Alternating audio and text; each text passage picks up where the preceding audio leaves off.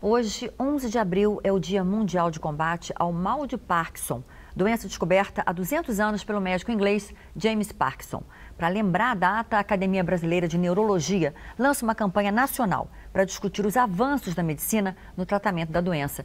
E aqui com a gente a neurologista Denise Nicareta, que faz parte do Departamento Científico de Transtornos do Movimento da Academia. Doutora Denise, boa tarde. Muitíssimo obrigada por sua presença aqui no Repórter Rio.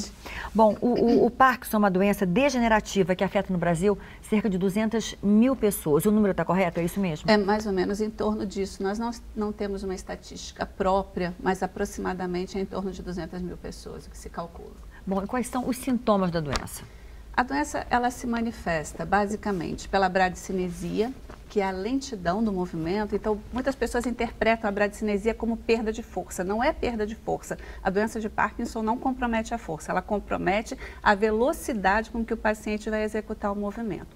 O outro sintoma que os pacientes podem apresentar é o tremor. O tremor é um movimento involuntário rítmico que, se é involuntário, logicamente o paciente não controla, a pessoa não controla. No caso dos pacientes parkinsonianos, esse tremor ele tem uma característica, que ele aparece muito mais em repouso, ou seja, quando o paciente tem os segmentos corporais relaxados, muito pouco em postura antigravitacional e menos ainda em ação. Então, a característica do tremor parkinsoniano é aparecer em repouso. E as pessoas ligam muito, né, a doença a esse movimento, esse tremor. Mas é importante lembrar que nem todo paciente que treme tem doença de Parkinson, outras causas levam a tremor, e nem todo paciente com doença de Parkinson treme. Aproximadamente 10% dos pacientes com doença de Parkinson pode não apresentar tremor. E o outro, eu esqueci só de falar o outro sinal, né? Na verdade, a bradicinesia, o tremor de repouso e a rigidez.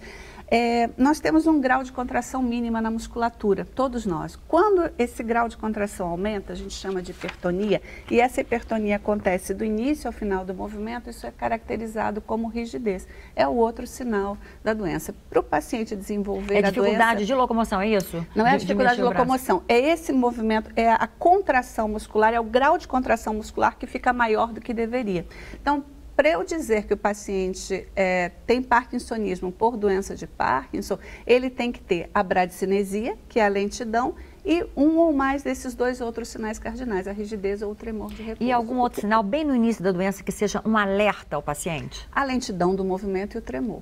Né? É o que chama a atenção. E é importante procurar logo um médico? Com certeza. No início da doença é mais fácil?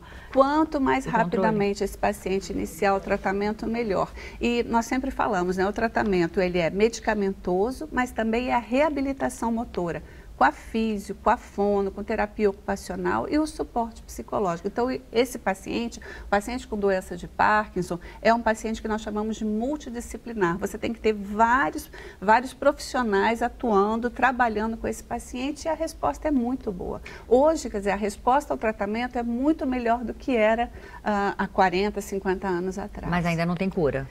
Ainda não tem cura, ainda não.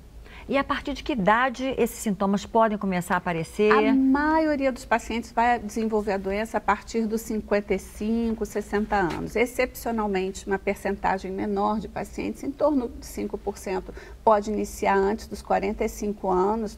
Alguns autores falam 40 anos, outros 45, o que a gente vai chamar de doença de Parkinson de início precoce, e mais raramente, bem mais raramente, antes dos 20 anos. Então, até antes dos 20 pode acontecer, é raro. Eu tenho um paciente de uma amiga minha, a doutora Ana Rosso, da Universidade Federal do Rio de Janeiro, que esse paciente começou aos 15 anos de idade, e eu tive a oportunidade de acompanhar um paciente na UERJ com 12 anos. E alguma característica, doutora, para ver essa predisposição à doença, ao Parkinson?